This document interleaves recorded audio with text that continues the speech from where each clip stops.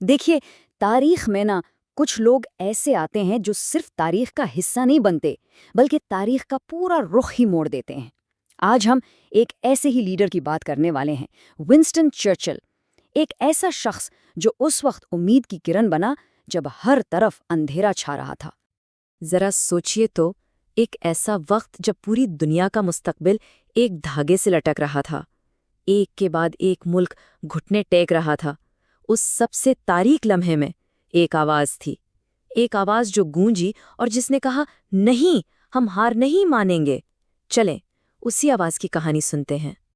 تو یہ Winston Churchill تھے کون؟ صرف ایک سیاستدان؟ نہیں، وہ ایک مصنف تھے، ایک سپاہی تھے، اور دوسری جنگ عظیم کے وہ ہیرو تھے جنہوں نے سچ میں تاریخ کا دھارا ہی بدل دیا۔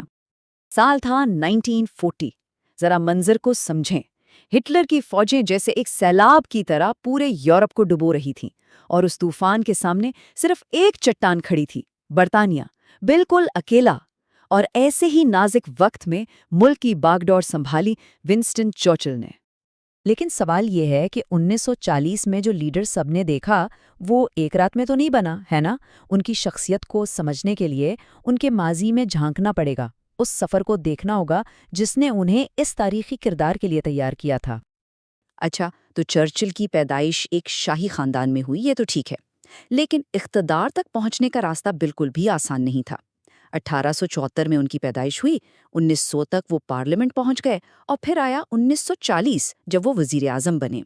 یہ پوری زندگی نا ایک مسلسل جدوجہد اور زبردست ہمت کی کہانی ہے۔ اور مزے کی بات یہ ہے کہ چرچل کوئی ٹاپ کے اسٹوڈنٹ نہیں تھے، پڑھائی لکھائی میں کچھ خاص دلچسپی نہیں تھی، لیکن ان میں بچپن سے ہی دو کمال کی صلاحیتیں تھیں، لیڈرشپ اور لکھنے کا ہنر، اور یہی دو چیزیں آگے چل کر ان کی سب سے بڑی طاقت بنی۔ تو ان کی شخصیت بنی کیسے؟ اصل میں ان کے شروع کے تجربات نے انہیں وہ بنایا جو وہ تھے۔ برطانوی فوج میں نوکری کی، جنگی رپورٹر کے طور پر کام کیا، اپنی کتابوں اور تحریروں سے مشہور ہوئے۔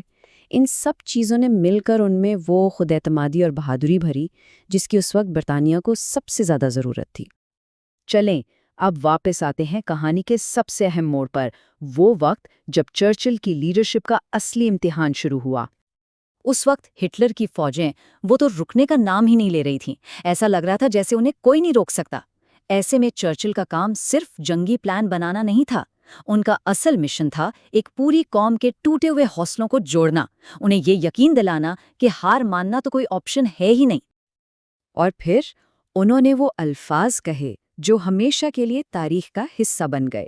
یہ صرف کوئی تقریر نہیں تھی، یہ ہمت اور عزم کا ایک عالمی اعلان تھا، اور یہ اس بات کا ثبوت تھا کہ کبھی کبھی الفاظ ہتھیاروں سے بھی زیادہ طاقتور ہوتے ہیں۔ انہوں نے اپنی قوم کو ایک ہی پیغام دیا، ہم کبھی ہتھیار نہیں ڈالیں گے۔ بس یہ ایک جملہ پوری قوم کا نعرہ بن گیا، ایک ایسی طاقت بن گئی جس نے انہیں ہر محاذ پر لڑنے کی ہمت دی۔ خیر، جنگ تو ختم ہو گئی، لیکن چرچل نے جو میراث چھوڑی وہ آج بھی زندہ ہے۔ تو چلیے دیکھتے ہیں کہ تاریخ انہیں کس طرح یاد رکھتی ہے۔ اب آئیے سال 1953 پر۔ اس سال چرچل کو نوبل پرائز ملا، لیکن امن کا نہیں بلکہ ادب یعنی لٹریچر کا۔ یہ ایوارڈ ان کی زبردست تحریروں اور تاریخ پر لکھی گئی کتابوں کے لیے تھا۔ یہ اس بات کا ثبوت تھا کہ وہ جتنے بڑے لیڈر تھے اتنے ہی بڑے رائٹر بھی تھے۔ انہیں اکثر برطانوی قوم کا نجات دہندہ یعنی severe of the British nation کہا جاتا ہے۔ کیوں؟ وجہ صاف ہے، اگر وہ نہ ہوتے تو شاید برطانیہ جنگ ہار جاتا، اور اگر ایسا ہوتا تو آج دنیا کا نقشہ بالکل مختلف ہوتا۔ لیکن اس بڑے لیڈر کے پیچھے ایک بہت دلچسپ انسان بھی تھا۔